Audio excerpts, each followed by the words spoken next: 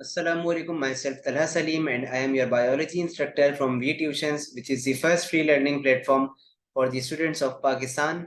Here you can access on notes, presentations, quizzes on our website, which is vtuitions.com. So let's continue our lecture. हमने enzyme chapter discuss कर लिया, lectures भी discuss कर लिए थे और फिर मैंने आपको बुक के क्वेश्चन आंसर भी सॉल्व करवा दिए थे। अब आते हैं पास पेपर्स की जानिब। तो एंजाइम अगर देखा जाए तो पेपर्स के रिस्पेक्टिव एंजाइम से रीजनिंग या रीजनिंग तो बनते हैं, या रीजनिंग नॉन रीजनिंग में से कोई एक चीज़ लाजमी बनती है। हाँ, अलबत्ता डिटेल क्वेश्चन इससे बहुत कम आते हैं, सिर्फ एक ही क्वेश्चन आया था, वो भी 2014 में आया था। तो पहले रीजनिंग क्वेश्चन डिस्कस करते हैं। क्वेश्चन है, how does substrate concentration affect the activity of enzyme. ये 2021 में क्वेश्चन आया था। तो सबस्ट्रेट कॉन्सेंट्रेशन का वही के सबस्ट्रेट कॉन्सेंट्रेशन अगर ज़्यादा कर दी जाए तो एंजाइम्स पर ये इफेक्ट पड़ेगा कि ज़्यादा रिएक्शन, रेट ऑफ रिएक्शन ज़्यादा हो जाएगा। लेकिन ज़्यादा सबस्ट्रेट की कॉन्सेंट्रेशन बढ़ाने से क्या होगा कि कोई फर्क नहीं पड़ेगा, रेट ऑफ रिएक्शन कांस्टेंट होगा, क्योंकि अब कोई एक्टिव साइट मौजूद नहीं है। तो इस तरह there is no more increase in rate of reaction. इसको आप मजीद शॉर्ट भी कर सकते हैं, since it is a reasoning question.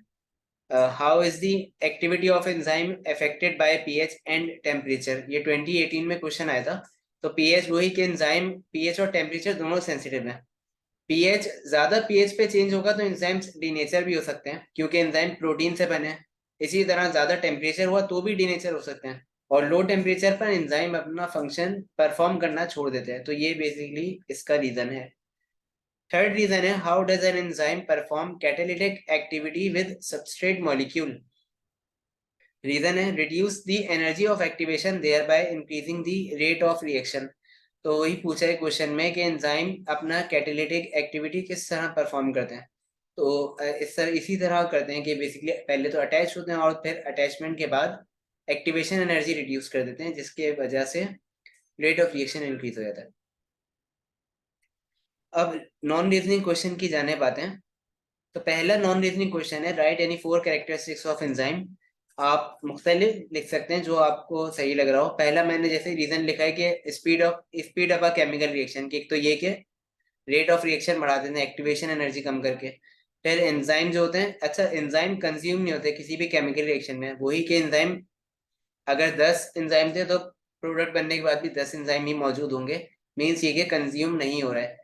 और एंजाइम बहुत कम मिकदार में चाहिए होते हैं आपको। एक some milligrams will be enough to make a larger quantity of anything. और इसी तरह सेंसिटिव टू पीएच टेम्परेचर भी होता है।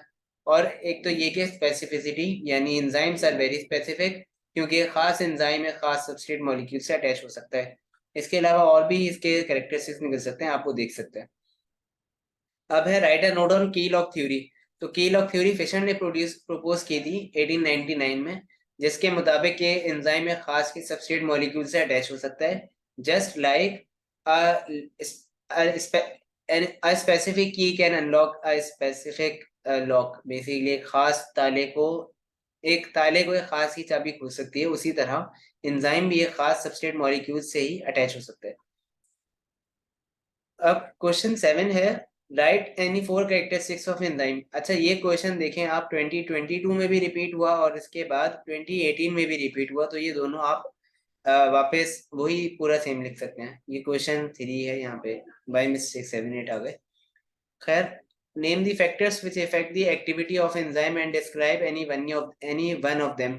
2016 में ये क्वेश्चन आया था। तो ये सारे फैक्टर्स हैं, यानी temperature, pH, substrate and enzyme concentration.